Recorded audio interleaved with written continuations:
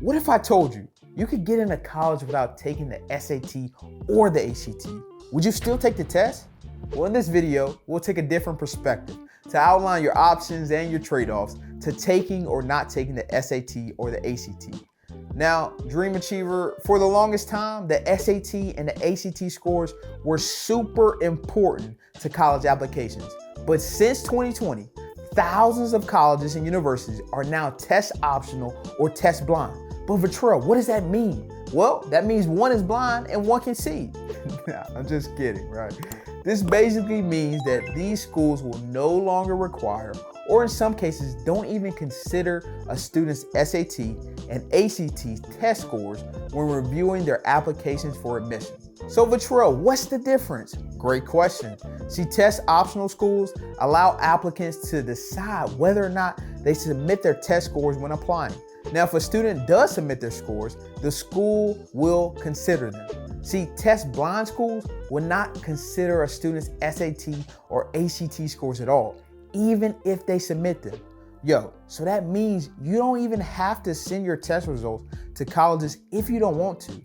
But remember, you do get 4 free score reports automatically sent to your chosen colleges once your scores are available. Now, when you register, it's a good idea to pick schools you want your score sent to. And if you change your mind, you can always request that SAT and ACT stop sending those scores to those schools. Now, if a college you're applying to doesn't require test scores, then not submitting them won't hurt your application. However, it's super important to understand that the absence of test scores in test optional schools places a greater emphasis on other aspects of your application. Now, these aspects include your GPA, your application essays, personal statements, awards, letters of recommendation, and any other extracurricular activities. So, Vitrell, what is the benefit if I submit my test scores? Another great question. Some colleges grant merit scholarships based on SAT and ACT scores and GPA. They recognize academic achievements, the skills, or talents, rather than just financial need. Now, many of these scholarships, they mandate SAT and ACT scores for eligibility. Now, strong SAT and ACT scores improve applications, expanding your opportunities to test optional colleges. Dream Achiever, if you've made it this far, shout out to you. Don't forget to give this video a like and a subscribe for more content like this.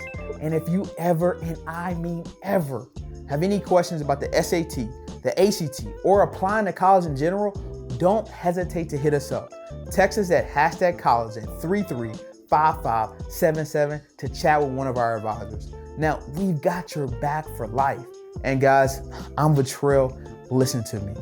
The most valuable commodity I know of is information. And I guarantee you'll get more of it by following us. And remember, make the rest of your life the best of your life. I'll see you in the next one.